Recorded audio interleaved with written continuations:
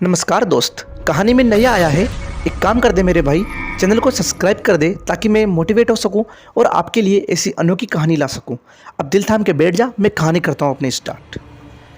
अभिषेक बेचारा अपने गांव से एक कंपनी में जॉब लगा था, नेटवर्क मार्केटिंग के लिए। बेचारे को सेल्स करनी थी, अभी नया नया था, तो उसके जो सीनियर थे वो उस पर बहुत प्रेशर लगाया करते थे। अभिषेक दुखी होकर काम करता था, उसको इस नौकरी में मज़ा नहीं आ रहा था। एक शाम अपने बालकनी में बैठा हुआ था वो, तभी कॉल आती है उसके सीनियर की और बोलता है कि तेरे को उस रोड पर जाकर सेल्स करनी है और वहाँ पर तेरे को मैनेजर मिलेगा, उनसे डील करके सेल कर देना। जब अभिषेक मौसम देखता है और बाहर की तरफ देखता है तो बादल छाए हुए थे और बारिश आने की संभावना थी। शाम के 5 ही बजे हुए थे, परंतु ऐसा लग रहा था जैसे कि 7-8 बज गए हो। अभिषेक ने कहा कि भैया ऐसा करता हूँ, मैं कल सुबह जाता हूँ और मैं कल ले आऊँगा। आज मौसम ख़राब है और जाते जाते अगर लेट हो गया तो फिर क्या होगा। तो अभिषेक का सीनियर बोलता है, मेरे को वो कुछ नहीं पता, यहाँ पर बहुत सारा कंपटीशन है, कोई भी आ जाएगा, तेरे से नहीं होता है तो बोल, मैं किसी और को करता हूँ। अभिषेक बेचारा परेशान होकर बोलता है, भैया मैं जाता हूँ। तो वो जाने लगता है, अपनी बाइक लेकर निकल जाता है। निकलते निकलते बेचारे को रात के 10 बज जाते हैं। जब वो उस सुनसान रोड पर जाता है तो वहाँ पर ना तो कोई मैनेजर था और ना कोई। अभिषेक खुद के ऊपर ही गुस्सा होता है और बोलता है, शिट, ये क्या किया मैं इतना लेट क्यों हो गया आज। जो मैनेजर था वो अपने घर अपना काम कर कर चला गया, आज तो मेरी खैर नहीं। ये सोचते सोचते बहुत तेज की बारिश होने लगी। बेचारा अभिषेक मन ही मन दुखी हो रहा था। वो सोच रहा था कि मैं घर पर कैसे जाऊंगा, मेरा क्या होगा।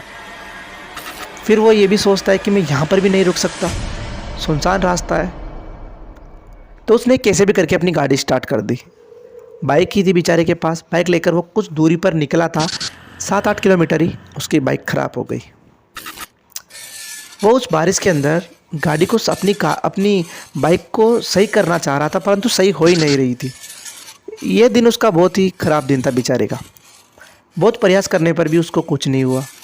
10-15 मिनट ऐसे ही वो बैठा रहा ताकि कोई गाड़ी की उम्मीद मिल सके। तभी सामने से एक हॉर्न की आवाज़ आती है। अभिषेक सामने देखता है तो दिखाई देती है उसको एक कार। अभिषेक का थोड़ा विश्वास बढ़ा कि ये कार मेरे को लिफ्ट ज़रूर देगी और मैं अपने घर ज़रूर जा सकूंगा। अभिषेक ने उस कार की तरफ इशारा किया, परंतु वो कार नहीं रुकी, आगे निकल चुकी। अभिषेक के चेहरे पर निराशा साफ साफ दिख रही थी। तभी वो कार वापस रिवर्स आती है। रिवर्स आती होने के बाद वापस आई। अभिषेक के मन में विचार आया कि ये कार मैंने पहले रुक गई तो रुकी नहीं, वो अब ये वापस कैसे आई। और जब उसने वहाँ पे उस कार की हालत देखी तो अभिषेक थोड़ा डर गया था, क्योंकि वो कार एक तो ऐसा अनुभव करा रही थी कि जैसे भी कहीं एक्सीडेंट हुआ हो, और ये कार एक्सीडेंट में इतनी बुरी तरह जली है कि जिसकी हम सोच भी नहीं सकते।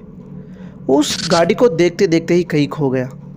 तभी अंदर से एक भारी ड्राइवर की आवाज़ आती है, और भाई कहाँ जाना है तेरे को इतनी रात में, इस बारिश में क्या कर रहा है। अभिषेक बोलता है, अरे भैया वो मैं क्या, इधर थोड़ा काम करने आया था, नया होना शहर में, इसलिए मेरी बाइक ख़राब हो गई है। तो फिर ड्राइवर बोलता है, अरे हम तो सबकी हेल्प करने के लिए ही बैठे हैं, हा हा हा, और हंसने लगता है। अभिषेक उसकी हंसी देखकर थोड़ा डरा सा हो गया।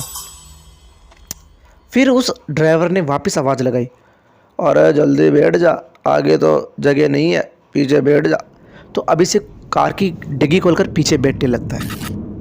जब वो कार के अंदर आता है तो ड्राइवर के अलावा सामने वाली सीट पर एक तो बुजुर्ग, एक महिला जो घूंघट के अंदर बैठी हुई थी, और एक बच्चा, तीनों थे। तीनों अब अपने आप अब कार चलने लगी थी। जैसे कार चलने लगी, वो जो बुजुर्ग आदमी था वो अभिषेक के पास आने लगा धीरे धीरे। उसके बाद अभिषेक के जो कपड़े थे वो बारिश के अंदर पूरे भीग चुके थे। वो महिला भी घूंघट के अंदर थी। अभिषेक को जब से कार के अंदर बैठा था एक अजीब सी गंध आ रही थी, परंतु वो समझ नहीं पा रहा था कि ये गंध किसकी है। वो बुजुर्ग उसके धीरे धीरे पास आ रहा था। अभिषेक ने अपनी जेब में सिगरेट का पैकेट निकाला और लाइटर जलाया। लाइटर जलाने के बाद वो बुजुर्ग थोड़ा पीछे हटा। अभिषेक को गुस्सा आ रहा था तो उसने वो सिगरेट का डिब्बा नीचे फेंक दिया। फिर से वो बुजुर्ग आदमी अभिषेक की तरफ धीरे धीरे बढ़ रहा था। अभिषेक ने फिर लाइटर जलाया। फिर वो बुजुर्ग आदमी बोलने लगता है, क्या हुआ बाबूजी, क्यों परेशान हो रहे हो? इतनी टेंशन सही नहीं है चेहरे पे। अभिषेक इनकी बातों को सुनकर थोड़ा डरा था। जैसे ही बुजुर्ग ने ये बात ख़त्म करी, वो बुजुर्ग, वो बच्चा और वो महिला तीनों ज़ोर ज़ोर से हंसने लगे। ये देखकर अभिषेक के होश उड़ गए थे, क्योंकि वो जो सोच रहा था वो बहुत ही उल्टा हो रहा था। बेचारे के साथ बहुत गलत हो रहा था। जब वो महिला की तरफ देखता है, उसका घूंघट अपने आप उठ गया था। उसका चेहरा इतना सफ़ेद था और आंखों के नीचे काले गड्ढे थे कि जैसे आंखें नहीं हो, और उसके बाल बिखरे हुए थे। वो बच्चे की आंखें फूटी हुई थी, उसके अंदर से खून निकल रहा था।